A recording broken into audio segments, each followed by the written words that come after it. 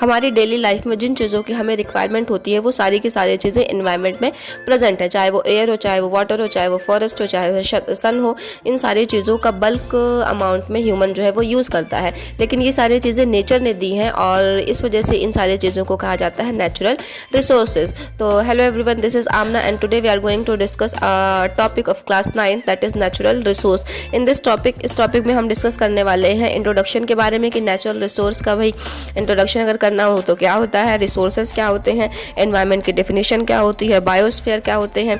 ठीक हो गया। जो नेचुरल रिसोर्स है वो किस तरीके का है, एग्जॉस्टेबल है कि इनएग्जॉस्टेबल है, रिन्यूएबल है कि नॉन रिन्यूएबल है। जो एयर होती है वो किन चीज़ों का मिक्सचर होती है, एयर का रोल क्या होता है, एयर का मूवमेंट कैसे होते हैं, पॉल्यूशन क्या होता है, पॉल्यूटेंट्स क्या होते हैं, और बायोजियोकेमिकल साइकिल क्या होती है, वाटर साइकिल क्या होती है, नाइट्रोजन साइकिल क्या होती है।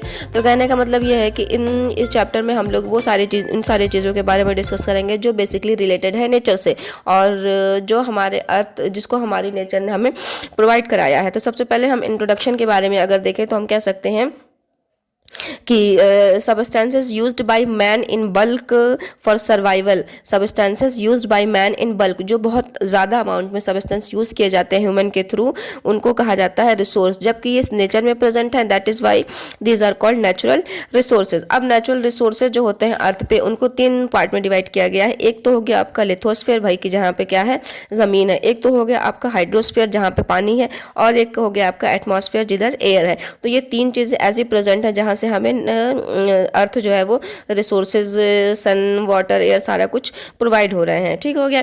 अब अर्थ इज ओनली, अर्थ ही एक ऐसा प्लेनेट है जहाँ पे क्या है, लाइफ एग्जिस्ट करती है।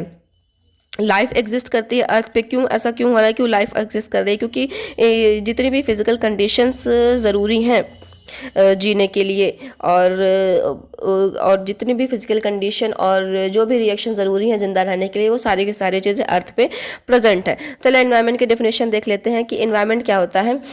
In lower classes we have studied that environment is a blanket and environment is nature, something like that.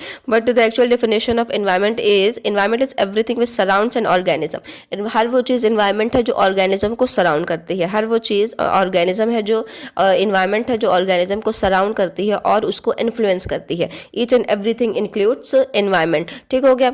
अच्छा, अब ऑर्गेनिज्म को सराउंड करती है, तो ऑर्गेनिज्म का मतलब क्या होता है कि हर वो लिविंग बीइंग जो मूव कर सकता है, जो स्टिमुलस का रिस्पॉन्स कर सकता है और जो रिप्रोड्यूस कर सकता है।